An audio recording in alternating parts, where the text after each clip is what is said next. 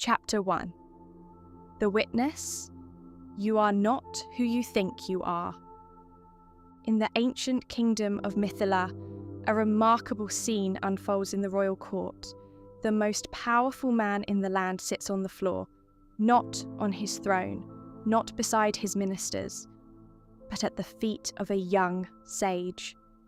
The sage's body is crooked, bent in several places since birth. Yet his wisdom is straight as an arrow. The king's body is strong and upright, but his mind is burdened with questions that no scholar has been able to answer. Today, the crooked one will straighten the king.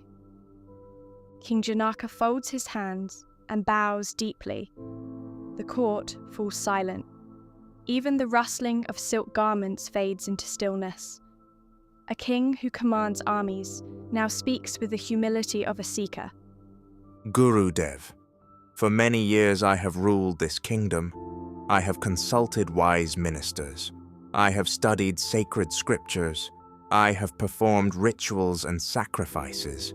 And yet, something within me remains unresolved. It feels like a knot deep inside my being, a knot that refuses to loosen. 3 questions burn within my heart. Only you can answer them. Speak, O king.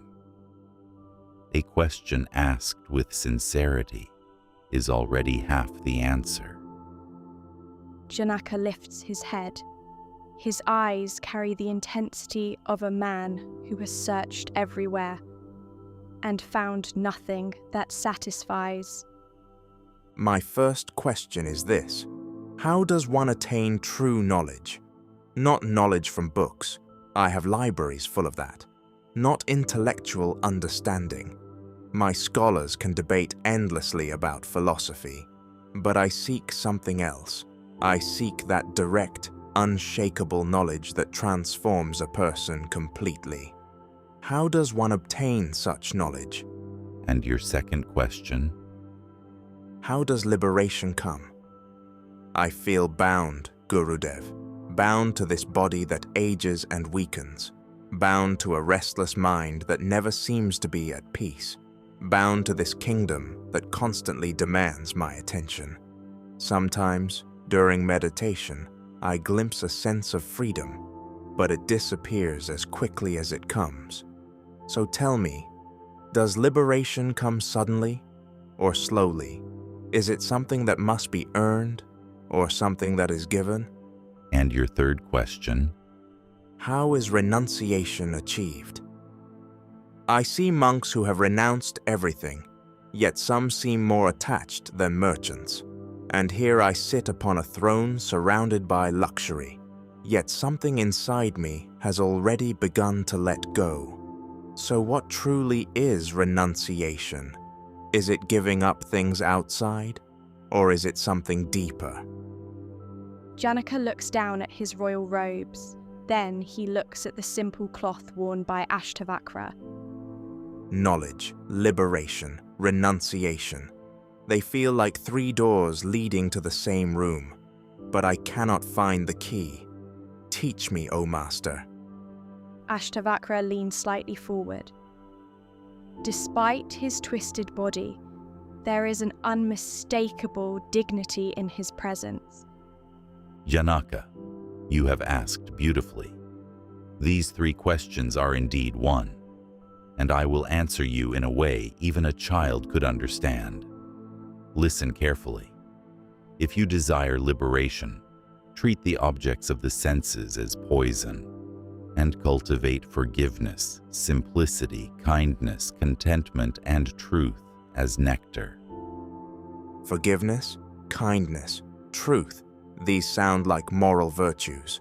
I expected profound philosophy, Gurudev, teachings about Brahman and the self, not ethics. Ashtavakra smiles gently. Ah, king, you wish to leap to the mountaintop while ignoring the path. Let me explain. Imagine a still lake. When stones are thrown into it, ripples appear. The surface becomes disturbed. Now tell me, when the lake is disturbed, can you clearly see the bottom? No, the ripples hide the depths. Exactly. The mind is like that lake. Every desire for pleasure, every attachment, every fear, every craving is a stone thrown into the water. The ripples multiply, and the truth beneath becomes invisible.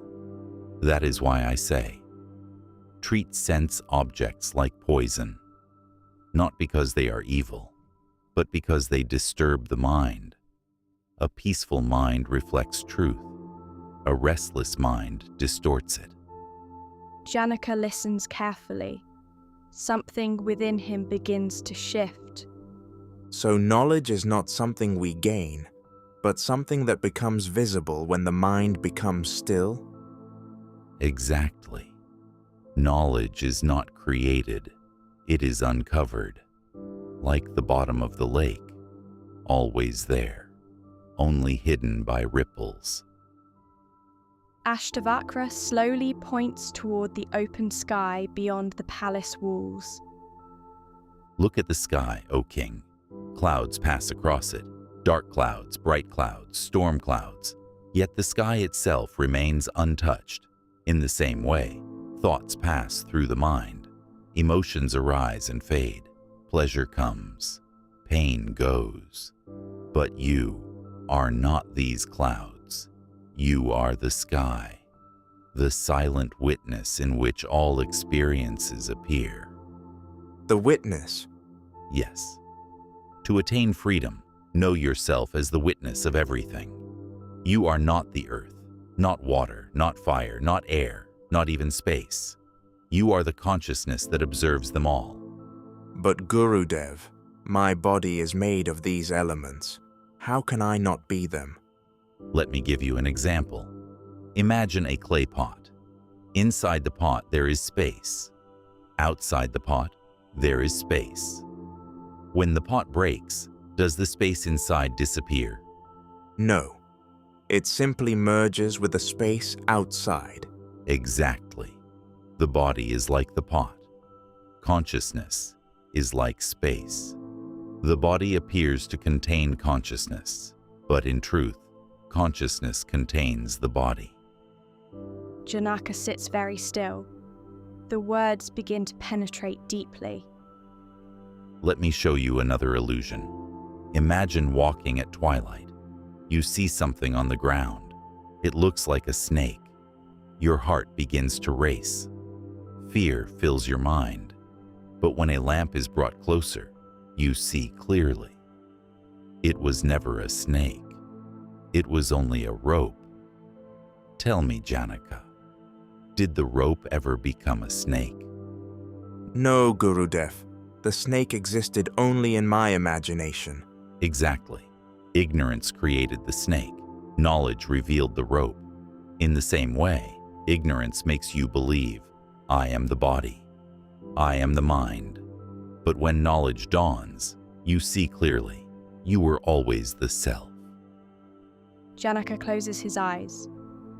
For a long moment, he remains silent. The entire royal court waits. Even the wind outside seems to pause. If this is true, then my entire life has been based on a misunderstanding. Yes.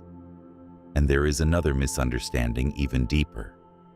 You believe you are the doer, that you control your actions. But look carefully. Does the heart beat because you command it? Does breathing continue because you order it? Does the sun rise because someone instructs it? Life flows on its own. Actions happen.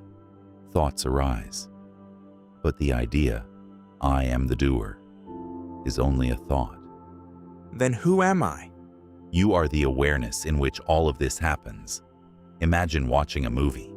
On the screen there is joy, tragedy, love, war. You may laugh, you may cry. But are you truly in danger? No. You are only the watcher. Life is the same. Consciousness is watching the movie of the world, but it has forgotten that it is only watching. Liberation is simply remembering.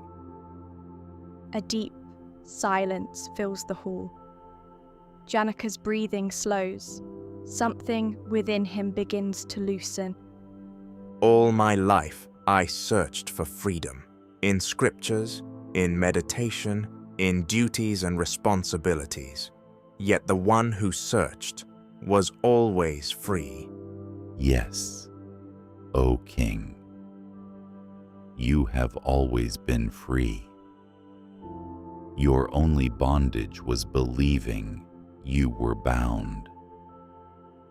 The first light of dawn begins to touch the palace walls. Birds awaken in the gardens. Janaka slowly opens his eyes.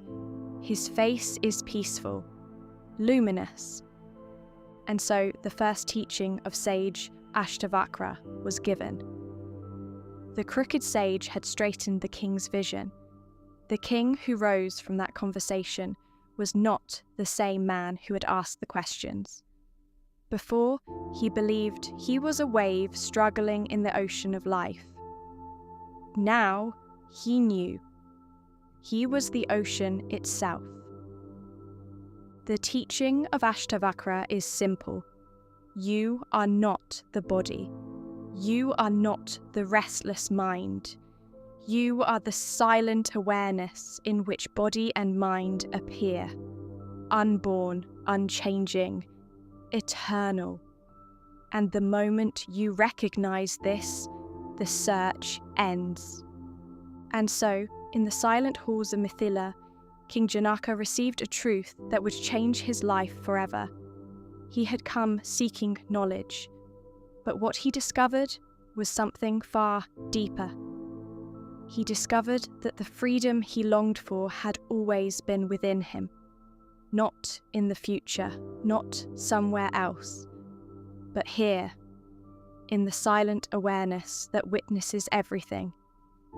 Take a quiet moment and reflect. Right now, who is aware of these words? Who is aware of this moment? That awareness is your true nature. If this teaching resonated with you, consider supporting the channel by liking this video and subscribing for more explorations into Advaita, meditation, and inner awakening. And in the comments below, share what insight touched you the most. Your reflections help this wisdom reach more seekers around the world. Thank you for watching.